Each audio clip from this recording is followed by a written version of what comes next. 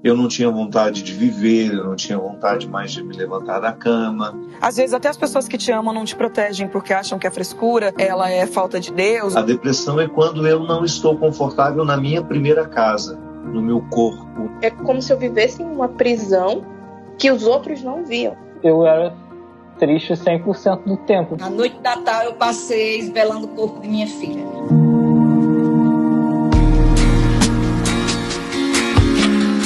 Cada vez tem mais gente ouvindo falar sobre essa doença, depressão. Por quê? Ultimamente ela tem crescido muito. Apesar de ser uma doença que, como muitas outras, pode ser tratada, as pessoas ainda confundem a depressão com tristeza, com ansiedade ou angústia, né? Coisas que sem dúvida fazem parte da vida de todo mundo, mas quando esses sentimentos passam a ser prolongados, quando eles têm sintomas como, sei lá, falta de apetite, insônia, pouca vontade de sair da cama, talvez isso seja sinalizado como algo mais sério. Por isso, precisamos falar sobre depressão.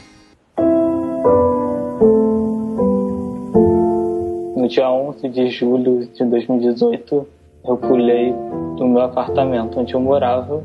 Não sei como eu sobrevivi. Eu achava que eu era maluco, que eu não conseguia ser feliz. Eu achava que eu era um problema. Eu tinha muita vergonha de ir numa psiquiatra, de ir numa psicóloga. Tinha aquele sentimento, ser triste é ser fracassado, sabe?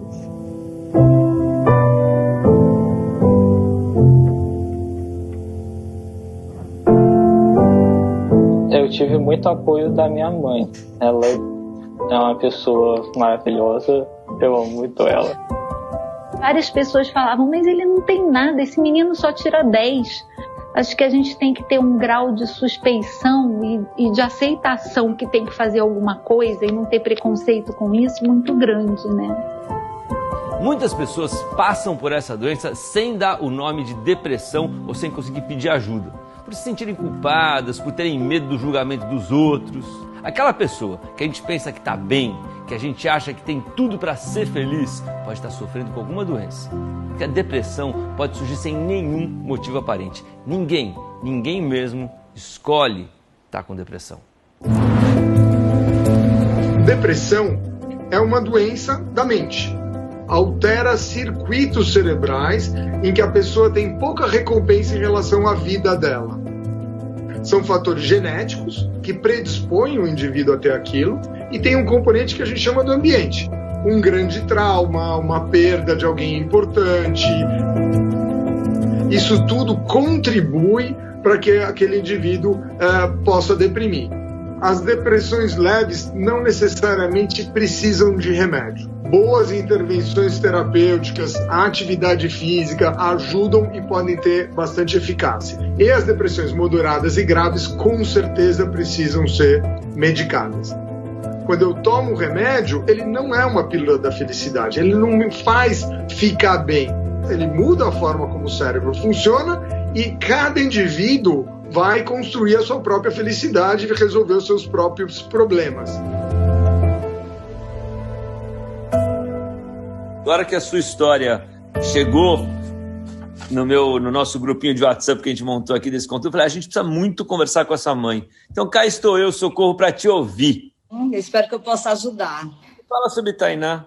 Luciana Tainá era uma jovem como qualquer outra jovem. Ela sempre sorridente, extrovertida, mas hoje eu sinto que Tainá escondia uma dor e aquele sorriso dela era apenas para não demonstrar tanta tristeza. A Tainá tirou a própria vida, ela tinha quantos anos?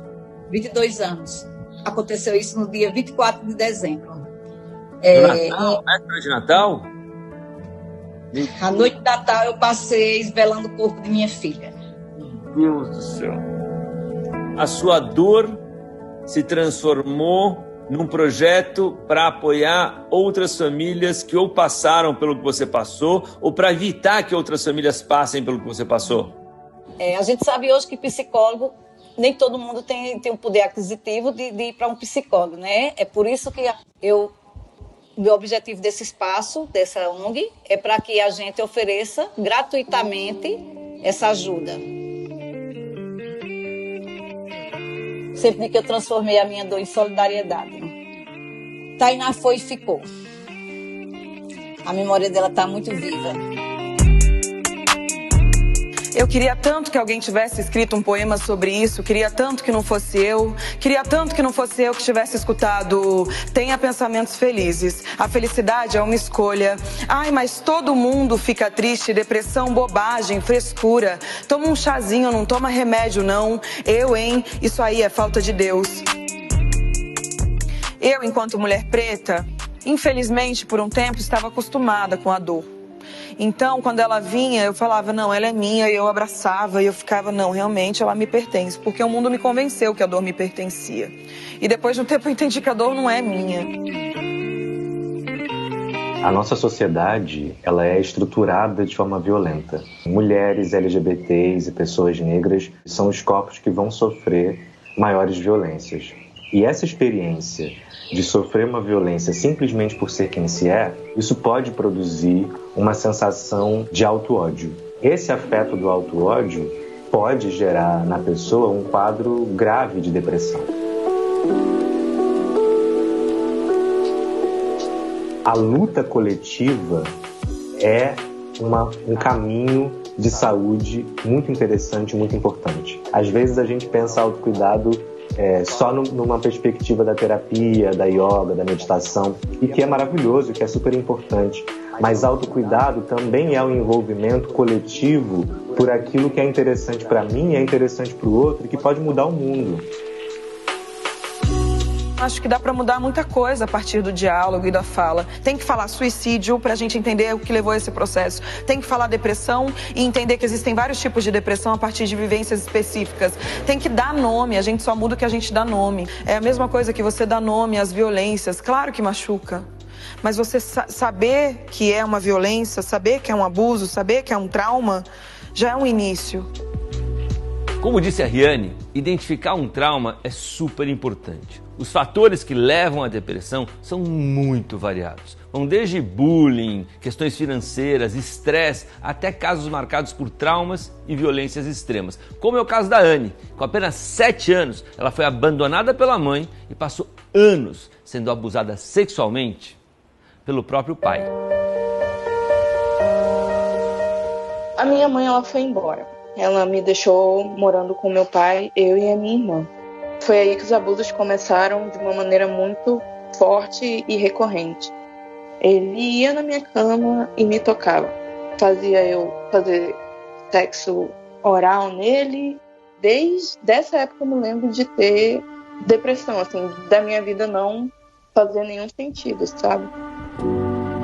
E por mais que eu gritasse e pedisse ajuda das pessoas, ninguém me escutava. Eu só queria que a dor passasse, eu só queria que ele parasse de me tocar. Eu comecei a achar que eu era uma pessoa triste. E não que eu estava triste, mas que eu era uma pessoa triste.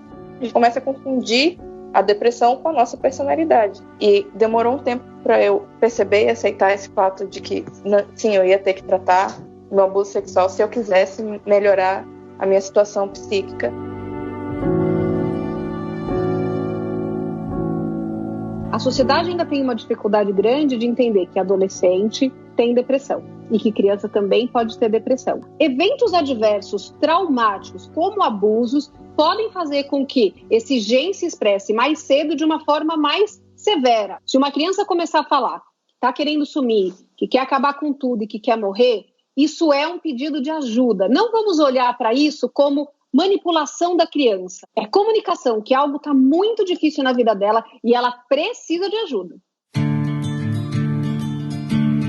A sociedade julga quem tem depressão como uma pessoa fraca, descompensada, frágil, até preguiçosa.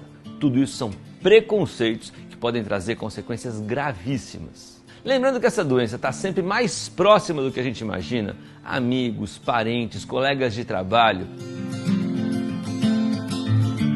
E quando uma pessoa ou família começa a conviver com a depressão, a desinformação atrapalha muito. Escutar e acolher sem julgar é um bom começo. Mudar esse jogo é um trabalho coletivo e está mais do que na hora de começar. Nós precisamos ter muito cuidado com a maneira que nós tratamos as pessoas que estão entristecidas ao nosso lado. Nós temos uma tendência a banalizar, às vezes a ridicularizar. O que a gente precisa fazer com aquele que sofre é acolher.